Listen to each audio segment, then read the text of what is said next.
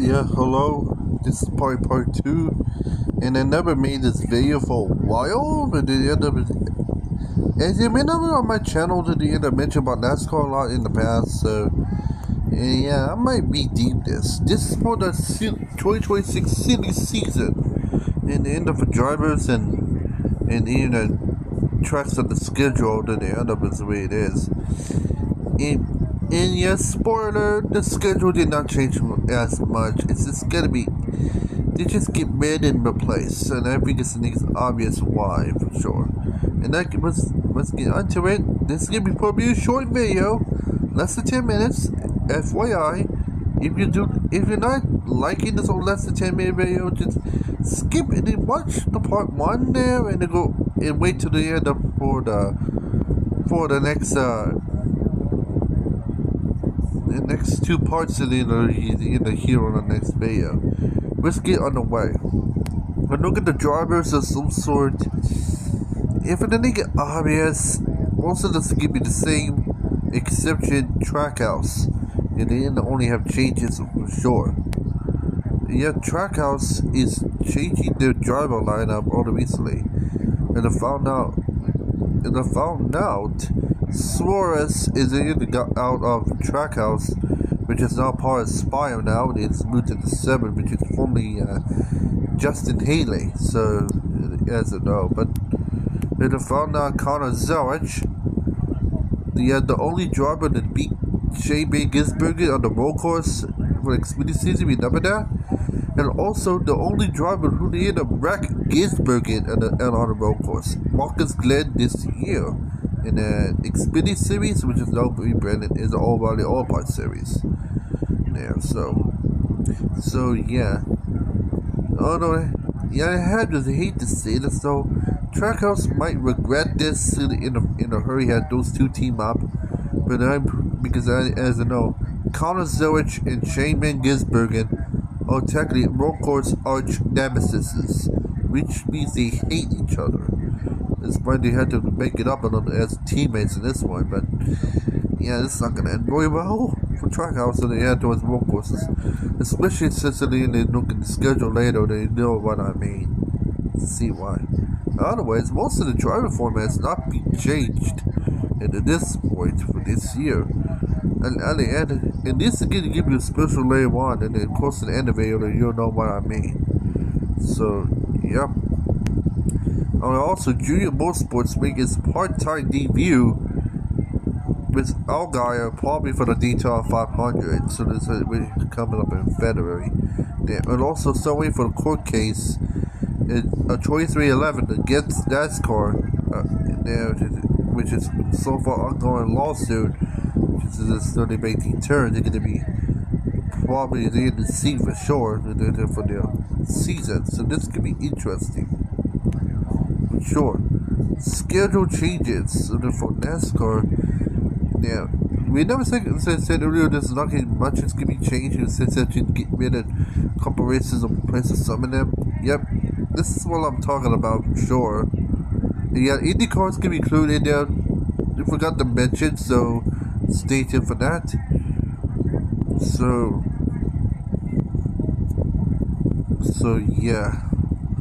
So far, not been much has changed in the NASCAR schedule at all. But it's the exception that head towards the spring. And they're not kind of closer here. Watkins Glen has moved up the schedule. I think it's because of conflict with FIFA. They end up being higher up in the schedule at this point. And yeah, we never said about Gisbergen and Connor Zellich. Zellich is extremely dominant in that road course. And I kind of see why. He got like 2 wins there. Gisbergen has no win at all for this type of road course at all. He has always had hard times thanks to Zellich. His only wins in the Cup Series this year in 2025. 2026, I think his luck is probably gonna end with Dixon Zellich. So it's kind of makes sense. Though, but also their change right here is the San Diego street circuit on the airbase. This is for the United States 250th birthday there, and it's And of course, this race is going to come just weeks before the 4th of July, because the celebration really ends. Oh yeah, I forgot to mention right now, Chicagoland's back on July 5th, which is the day after the celebration ends. So, yeah, and yeah, North Wilkesboro is now a points race. In the end, the way it is, I found out for sure.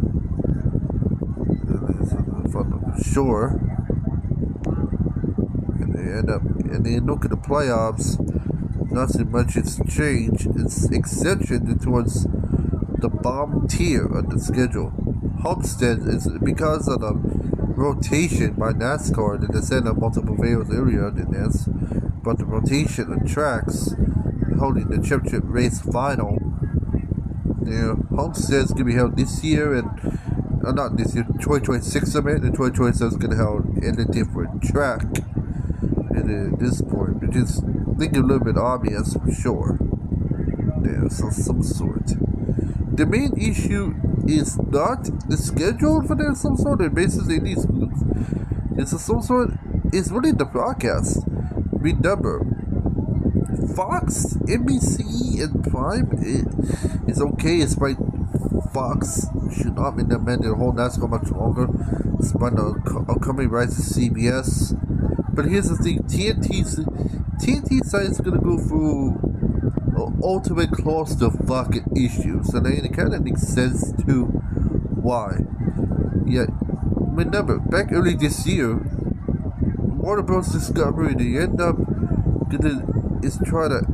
trying to split off each other at this point. This might affect Turner Sports too. And then also recently, Netflix is now just recently merged with Warner Brothers, which is gonna kind of pulls Netflix into play for next year, though. But NASCAR broadcast instead of HBO Max, so that's gonna really questionable there for sure for that too. And now they got freaking Paramount to try to do. Paramount is also trying to technically forced takeover of Warner Brothers. So that means despite Warner Brothers since TNT's probably before NASCAR starts owned by both Paramount and Netflix, so that means CBS might hold some of the races off away for TNT if it was held on these main delay on TNT. So it's not be a surprise that CBS might take over from TNT if it held on these rain delay. But there's some sort.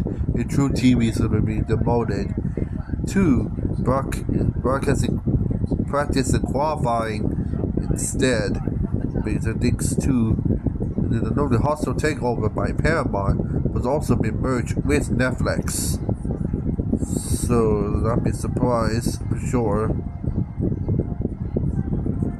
And also, I think Netflix is gonna be NASCAR's races a lot when this went away from HBO Max anyway. So not be surprised. So yeah, for sure. Yeah, for NASCAR's next series and the Xfinity series though. I found out they got multiple rookies that are gonna hit the Xfinity series. Got Lamar Scott, Corey Day, Marshall Carreras. We'll get 2 separate teams. Why the heck are they doing that? It's on me. Austin Green and Brad Cruz. They're gonna be rookies next year for the Xfinity series. Oh yeah. Shane's trying to get an Xfinity series. Was I have Zelich at this time, thankfully, to block it. He's gonna be getting more road course wins if he want to or not. We'll see. On the schedule here, yes, San Diego on the Xfinity series is racing that. Yeah, Tuesday for Chicagoland. So I think that might be the only changes in the Xfinity series. And yeah, they do not been saying it again about the end of Homestead.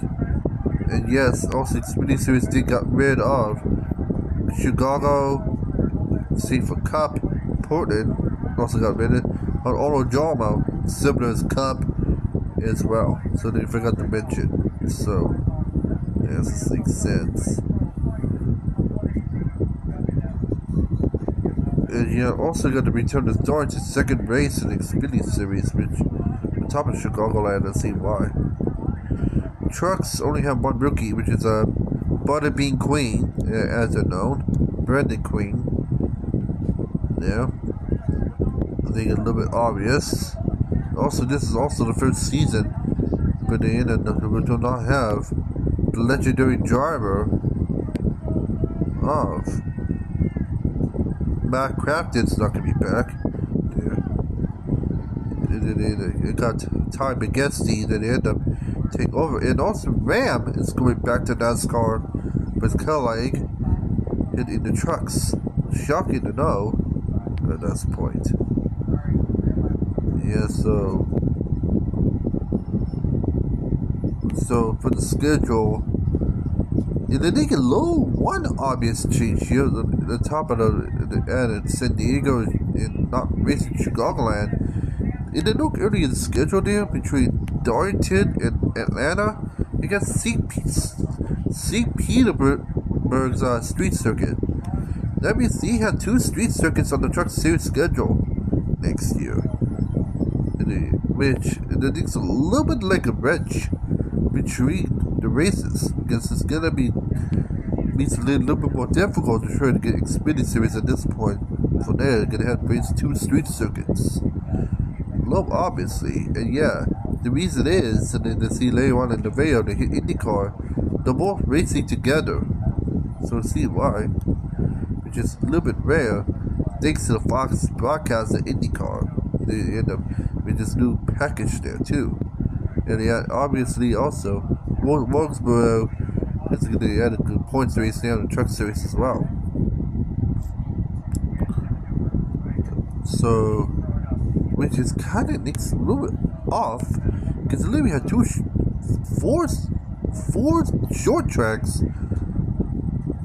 before the playoffs, and there's almost 2 other short tracks after the playoffs. Jeez, that's what makes the competition a little bit more tougher. What do you think? So yeah, so it makes sense. But ARCA Menard Series, here's their schedule there, and LI do not broadcasting ARCA next year, but here it is. If you want to look at the full-time list, here as you please, but here it is.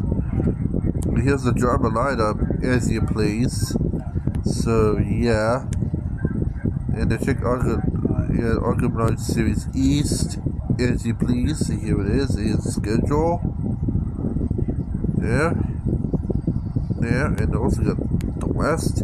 And I'm happy to show you as you please. But look over there, and here's the schedule. There, and here it is. Here's a modified tour. The driver's not set up yet, but here's the schedule. Be lucky as you please, and also the Cars Tour.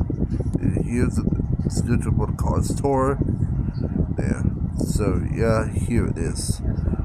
So yes, I'm the only channel and allow you to do that. So we'll be happy with what you get. For IndyCar though, IndyCar schedule for 2026. This is going to get another one, what all you've been watching for on this channel. It's next year's IndyCar schedule for 2026. If I'm able to load it to it, here it is. Start with the schedule first because it wasn't the most shocking. Yeah, St. Petersburg is going to host together with the Truck Series of NASCAR. So yeah, the one new track they added is the streets of Arlington in Arlington, Texas, will place the Texas Motor Speedway, which is going to be around the second street circuit around the Rangers' new ballpark and even Cowboy Stadium, which is currently obvious. Also, And also Canada's do Markham Sunday, which is going to be a new street circuit in Toronto side, so it makes sense.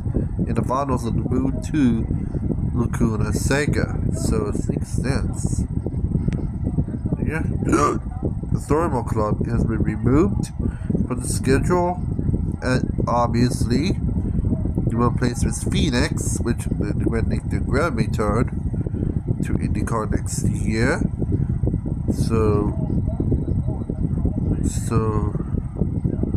yeah, we made a lot of changes.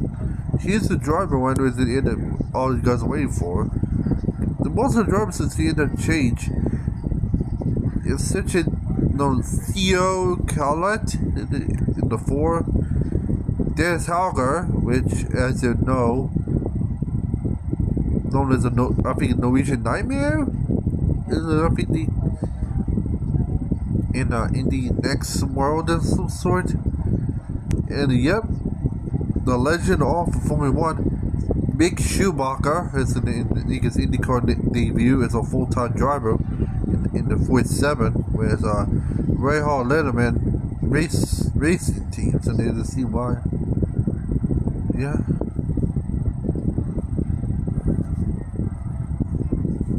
So yeah. And here's Indy next. Here to show you as he plays, and it looks like. Yeah. And here's the schedule, and it'll show you as he plays. There. So yeah, here's the schedule as he plays. And here's the US Pro 2000 racing team. Not much rookies. Here's the schedule. There.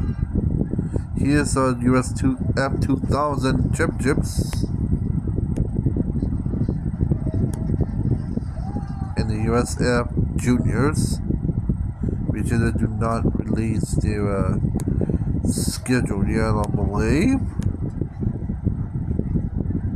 Well, they did. No, they didn't. So, take it as he plays. And here it is.